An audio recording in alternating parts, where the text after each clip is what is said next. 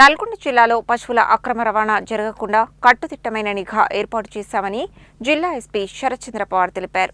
పశువుల అక్రమ రవాణా జరుగుతున్నట్లు తెలిస్తే పోలీసులకు సమాచారం అందించాలని కోరారు. నల్గొండ జిల్లా చిట్యాల రైల్వే స్టేషన్ సమీపంలోని చెక్పోస్టు వద్ద జిల్లా ఎస్పీ శరత్చంద్ర పవార్ స్వయంగా వాహనాల తనిఖీలు నిర్వహించి పోలీస్ సిబ్బందికి పలు సూచనలు చేశారు.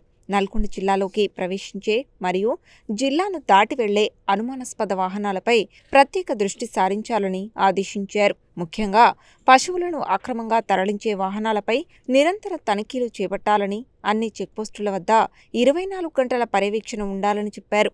అనుమానాస్పదంగా కనిపించే లారీలు, డీసీఎంలు, చిన్న వాహనాలను క్షుణ్ణంగా తనిఖీ చేయాలని ఆదేశించారు. రాత్రి వేళల్లో ప్రత్యేక నిఘా బృందాలతో ఆకస్మిక తనిఖీలు నిర్వహించనున్నట్లు వెల్లడించారు. చట్టవిరుద్ధంగా పశువులను తరలించే వారిపై కఠిన చర్యలు తీసుకుంటామని హెచ్చరించారు. వాహన డ్రైవర్లు, యజమానులు చట్టబద్ధ పత్రాలు వెంట ఉంచుకోవాలని సూచించారు. శాంతి భద్రతల పరిరక్షణలో భాగంగా ఎవరూ కూడా చట్టాన్ని తమ చేతుల్లోకి తీసుకుని వాహనాలను అడ్డుకోవడం చేయరాదని, ఎక్కడైనా పశువుల అక్రమ రవాణా జరుగుతున్నట్లు గమనిస్తే వెంటనే సమీప పోలీస్ స్టేషన్కు లేదా డయల్ 100కు సమాచారం ఇవ్వాలని విజ్ఞప్తి చేశారు.